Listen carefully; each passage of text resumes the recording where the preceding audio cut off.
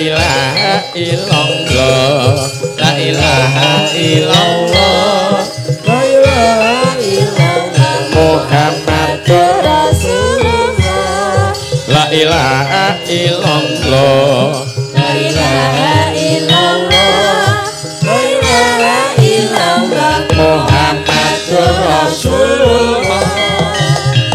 wis pancine tansah dielingke wis pancine padha nindakake akan wis kumandhang wayahe sembahyang netepi wajib dawuhe pangeran salat ati rakae agama limang wektu kudu tansah dijaga kanthi istiqomah lan sing tumainah luwih sampurna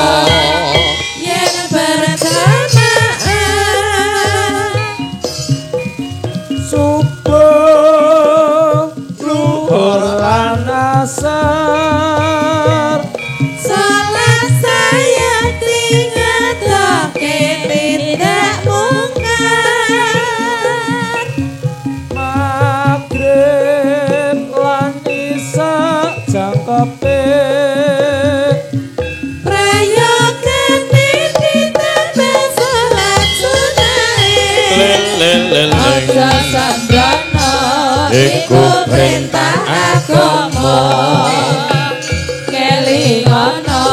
ning donya mung sedelo sabar lakone pasrah sing kuasa yen kepareng besok munggah suara la ilaha illallah la ilaha illallah la ilaha illallah Muhammadur Rasulullah la ilaha illallah la ilaha illallah la ilaha illallah Muhammadur Rasulullah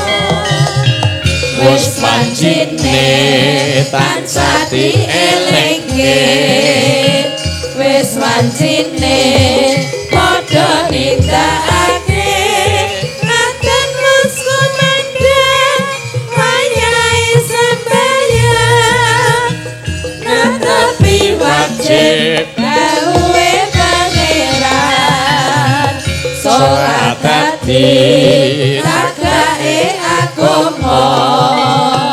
limang wektu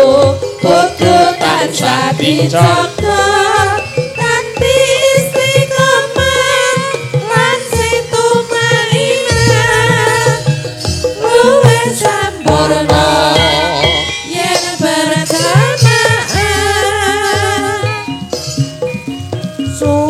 subuh luhur lan asar salat saya dingetake tidak mungkar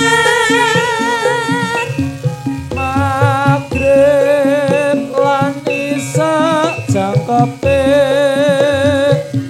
prayogane ditambah salat sunahe aja sambrana iku perintah agama kelingono ning donya mung sedelo sabar lakone pasrah sing kuasa yen kepareng besok munggah suara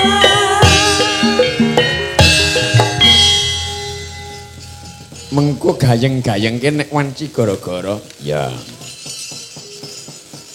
ayo ngadep karo kiai